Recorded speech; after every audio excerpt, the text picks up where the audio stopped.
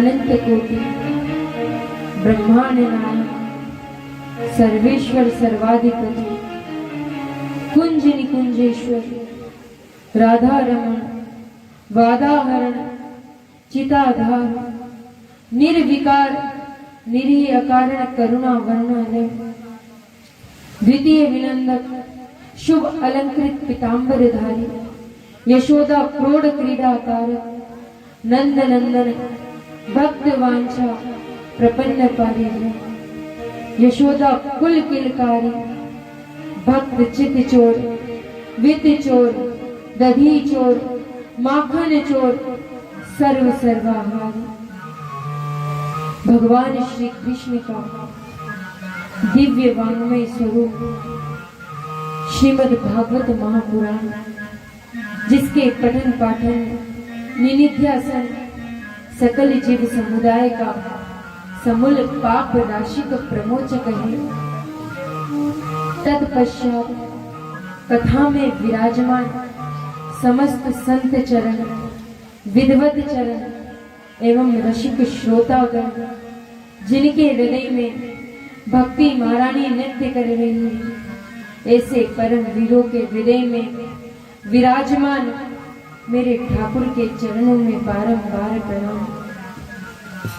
तत्पश्चात भावमय प्रेममय मेरी माता बहनें, आपके भक्ति भाव वात्सल्य भाव को मेरा बारंबार प्रणाम। श्रीमद् भागवत कथा, श्रीमद् भागवत ज्ञान गंगा,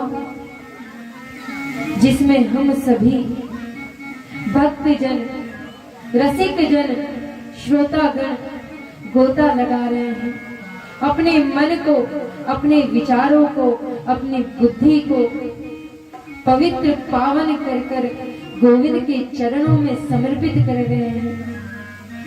आज बड़ी ही सुंदर पावन कथा है,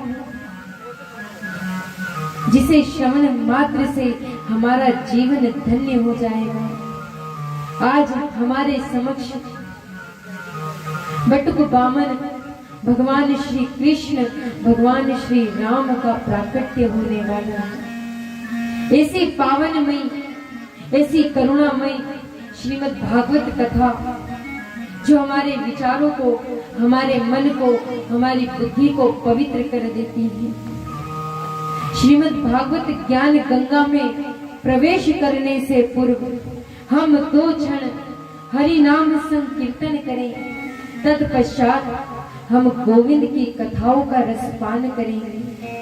सर्वप्रथम हम मन को गोविंद के चरणों में समर्पित कर कर गोविंद की इस अमृतमयी, इस रसमयी, इस पवित्रमय कथा को श्रवण करेंगे।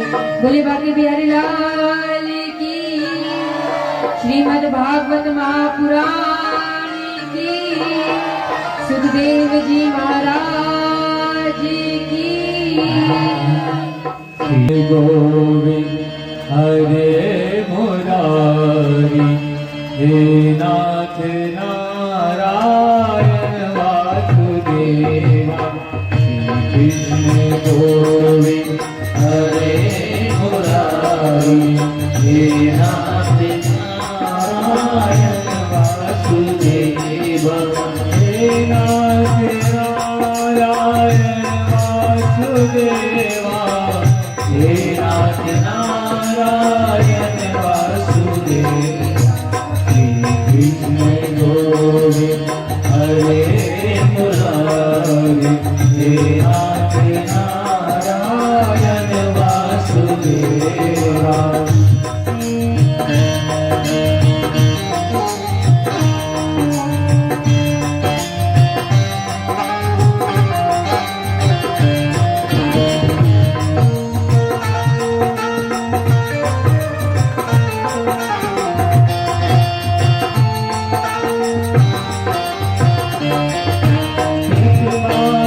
स्वामी सदा हमारे, हितनाथ स्वामी सदा हमारे, हितनाथ स्वामी सदा हमारे, हितनाथ स्वामी सदा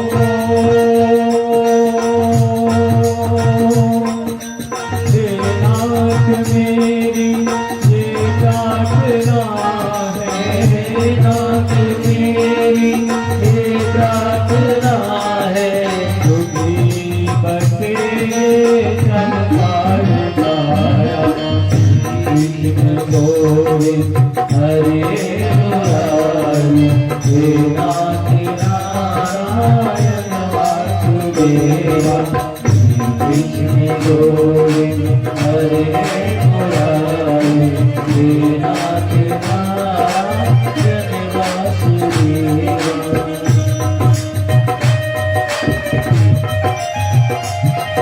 साधु सेवा करते हुए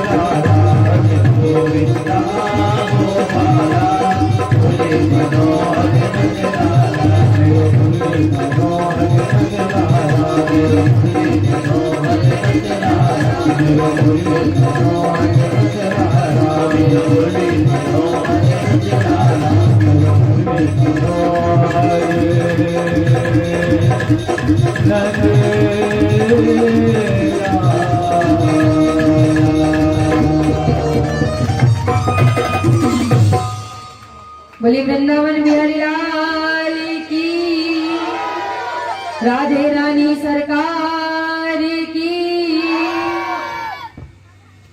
बड़ी पावन पवित्र कथा आज चतुर्थ दिवस है, जहां भगवान श्री कृष्ण हमारे समक्ष पधारने वाले हैं। ऐसी पावन कथा जिसमें हम कल श्रवण कर चुके हैं। पहले तो आप सभी से निवेदन है कि जो आपस की चर्चा, आपस की बात आप लोग कर रहे हैं, उसे कुछ क्षण के लिए विराम कर दीजिए, क्योंकि ये भगवान की पावनमय कथा है, पवित्रमय कथा है। अगर इसमें आप व्यर्थ की चर्चा करेंगे तो आपके मन में गोविंद जी, ठाकुर जी के चरण कमल नहीं पड़ेंगे। इसीलिए आप सभी से निवेदन है, प्रार्थना है कि आप सभी आपकी व्यर्थ की चर्चा को बंद कर दीजिए। ये पावनमय श्रीमद् भागवत कथा है, जिसमें हम गोता लगाने, डुबकी लगाने यहाँ पर बैठे हैं, मन को पवित्र करने।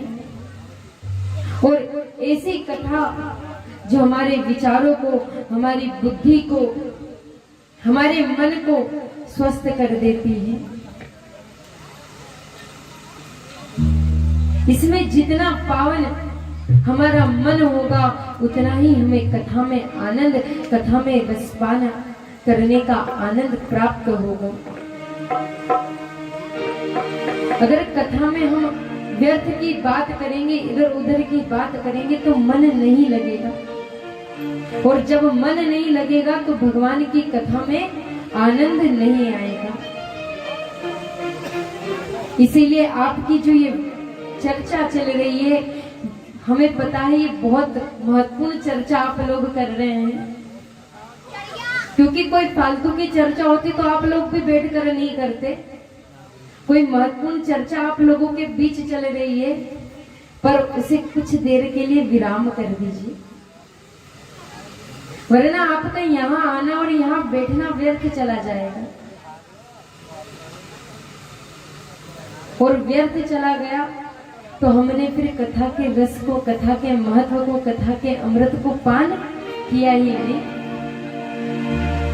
और जब हम इधर उधर की बातें करते हैं तो हमें संकट जरूर पड़ते हैं, जैसे विघ्नेश्वरी देवी निंद्रा के रूप में आकर हमें पकड़ लेती हैं।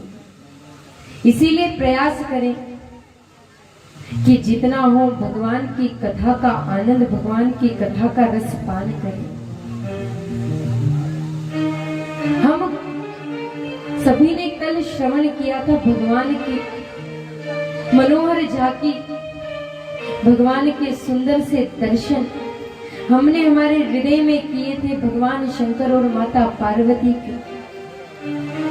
इन्हीं मनु महाराज के 2 पुत्र हैं, उत्तानपाद और प्रियव्रत जी महाराज। इन्हीं उत्तानपाद के ध्रुव जी महाराज हुए। ये वही ध्रुव जी महाराज हैं जो माता, अपनी सौतेली माता के वचन सुनकर रोने लगे थे। पिताजी की गोद में बैठने जा रहे थे, सौतेली माँ सुनीति ने मना कर दिया। सुनीति और सुरुचि 2 माएं हैं। एक माँ ने हाथ पकड़कर नीचे खींच लिया, तो यहाँ बैठने का अधिकारी नहीं है। अरे तू जा भगवान की तपस्या कर, और जब भगवान प्रसन्न हो जाए तो उनसे वरदान मांगना कि अब मेरा जन्म हो तो आपकी कुक्षी से हो। ध्रुव जी महाराज जब रोते रोते अपनी माता के पास गए तो माता को सारी बात बताई। तब माता ने बड़ा सुंदर उपदेश किया, बड़ी सुंदर बात कही कि उसने तो तुझे परम पिता का उपदेश दे दिया, परम पिता का मार्ग बता दिया। जब हम संसार में इधर उधर भटकते रहते हैं, खोजते रहते हैं, हम सुख को हर जगह खोजने जाते हैं, कहीं हमें सुख मिल जाए, कहीं हमें सत्य मिल जाए, पर ये सुख, ये सत्य, ये कहीं और नहीं, हमारे हृदय में है। इसे हमें कहीं और खोजने की आवश्यकता नहीं होती। इसे खोजना है तो हमारे हृदय में, हमारे मन में खोजना है। हम सभी यहाँ बैठे हैं तो मन में गोविंद को खोजने के लिए, क्योंकि ये मन कहते हैं अथाह सागर है, ये मन बड़ा चंचल है। ये मन चंचल है, ये एक स्थान पर टिकता नहीं है, एक स्थान पर बैठता नहीं है। तो इस मन को एक स्थान पर बिठाने के लिए, एक स्थान पर एकाग्रचित करने के लिए हमें गोविंद की कथाओं का, गोविंद के भजनों का नाम संकीर्तन करना पड़ेगा। जैसे ध्रुव जी महाराज ने अपनी माता की बात मानकर वन में जाकर तपस्या प्रारंभ की, जब तपस्या की उस 5 वर्ष के ध्रुव बालक ने, तो भगवान प्रसन्न हो गए और उसे दर्शन देने के लिए उनके सम्मुख आ गए। आज वही ध्रुव जी महाराज ध्रुव तारे के रूप में चमकते हैं। ये वंश चलाना होता है। हम कहते हैं हमारा वंश चलाने वाला कोई नहीं। वंश ऐसे नहीं चलता। वंश वो है जो ध्रुव जी महाराज का चलता आया है। आज तक हम सभी को याद है कि ध्रुव जी कौन है, जो ध्रुव तारे के रूप में विराजमान है। ये ध्रुव जी महाराज जो 5 वर्ष के हैं, इसीलिए तो कहा है कि भगवान आयु उम्र नहीं देखते कि आप कितने बड़े हो। अरे जब भगवान अगर ये देखते तो वो 88,000 संत जन हैं, वहां भगवान का कीर्तन करने बैठे हैं, भगवान का भजन करने बैठे हैं। कितने इंद्र उनके सामने बदल गए। अच्छा, आप लोग व्यर्थ की चर्चा करेंगे, इधर उधर की बात करेंगे तो कथा में आप लोगों को आनंद आएगा।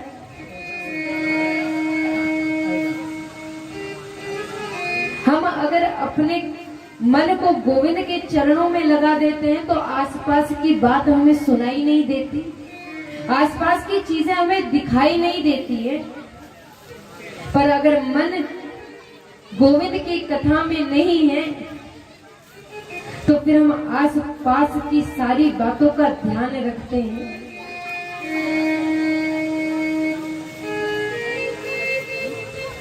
आप सभी यहाँ पर बैठे हैं तो भगवान का भजन कीर्तन करने, भगवान का नाम लेने, और जब यहाँ पर बैठे हैं तो उनके लिए थोड़ा सा समय, जो बहुमूल्य समय हम सभी ने निकाला है, उसका सदुपयोग करें। जैसे 5 वर्षीय ध्रुव बालक ने भगवान को प्राप्त कर लिया, जैसे प्रहलाद जी महाराज ने भगवान को प्राप्त कर लिया, वैसे हम सभी भी भगवान से प्रार्थना करें, भगवान से निवेदन करें कि हे भगवान, जैसे आपने ध्रुव जी की, जैसे आपने सभी भक्तों की रक्षा की है, वैसे हमारी भी रक्षा करना। जैसे दर्शन आपने उन सभी को दिए हैं, वैसे ही दर्शन हमें देना। ये भाव जब हमारे हृदय में आएगा तब गोविंद की कथा में आनंद आएगा। और ये भाव कब आएगा? जब हम प्रेम से एकाग्रचित होकर उसकी कथा का रस पान करेंगे, उसके अमृत का पान करेंगे। गोविंद के जब भजन होते हैं, जब कीर्तन होते हैं, तो हमारा कर्तव्य बनता है कि मुख से उस कीर्तन का गुणगान करें। इसी का नाम कीर्तन है। वही कीर्तन जो हम सब मिलकर करें। ऐसे तो हम सब भजन गा लेंगे, हम भजन गा लेंगे, आप सुन लेंगे, पर यहाँ हम कीर्तन करने बैठे हैं तो कीर्तन तभी होता है जब हम सब मिलकर करते हैं। अकेले में कोई कीर्तन नहीं होता। और कीर्तन करने में जो आनंद, जो रसपान होता है, वो कहीं और नहीं है, क्योंकि कीर्तन बड़ा सरल मार्ग है भगवान के पास, भगवान को हमारे करीब लाने का। हरि हरि। तो प्रेम से और भाव से भगवान का कीर्तन करते हैं, और ये जो मन है जो इधर उधर भटक रहा है, उसे पकड़ने का प्रयास करते हैं, क्योंकि ये राजरूपी हंस है जो आकाश में उड़ता चला जा रहा है, उड़ता चला जा रहा है। तो इसे पकड़ने का एकमात्र साधन है हरि नाम संग कीर्तन। और कीर्तन कैसा होना चाहिए? कीर्तन कैसा होना चाहिए? कीर्तन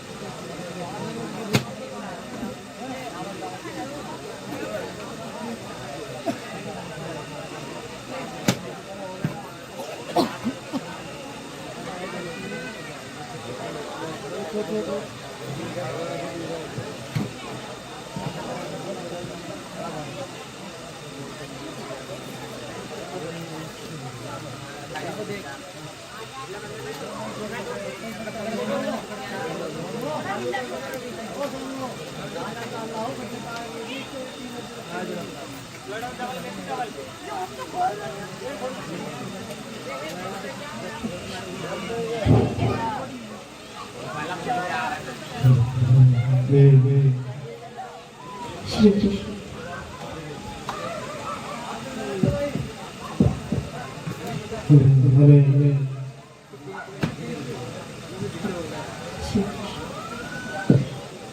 बोले कृष्ण लाल की, राधे रानी सरकार की, मोर मुगड़ बंसी वाले की, दीनानाथ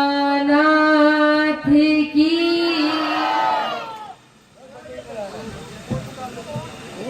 देखिए कथा चल रही है, हमें समझना क्या है, कीर्तन करना क्या है। कीर्तन वही होता है जो हम सब मिलकर करते हैं। यही चर्चा हम कर रहे थे, यही चर्चा हम सब मिलकर कर रहे थे कि अलग चर्चा हो रही थी। आप सभी यहाँ बैठे हैं तो यही चर्चा हम कर रहे थे कि कोई और सी चर्चा हमारे बीच चल रही थी।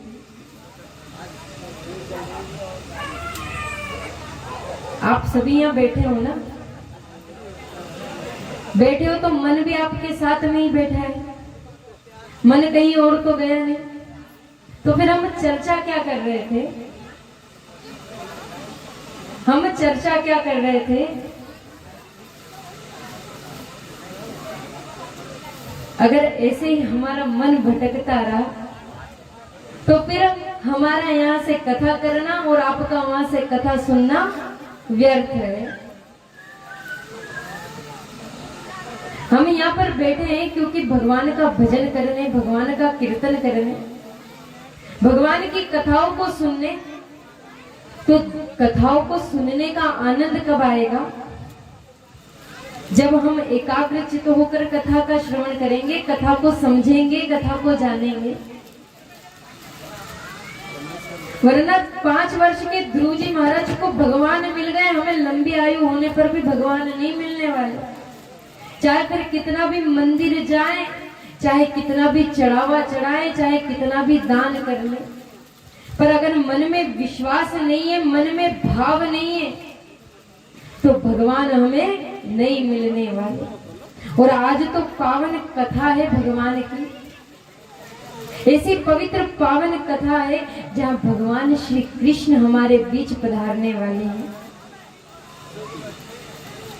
तो कथा में आनंद तभी आएगा जब आप सभी मिलकर कथा को श्रवण करेंगे, कथा को जानेंगे। और जब हमारे आस पड़ोस में कोई बात करे तो हमारा कर्तव्य है कि उसे रोके, उसे मना करे कि कोई आस में बात ना करे, क्योंकि हम भगवान की कथाओं का रस पान कर रहे हैं, भगवान की कथाओं को सुन रहे हैं।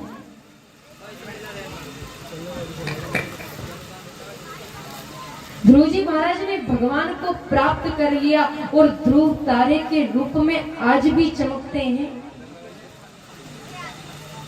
इन्हीं के वंश में बड़े बड़े राजा हुए जिन्होंने भगवान को प्राप्त कर लिया।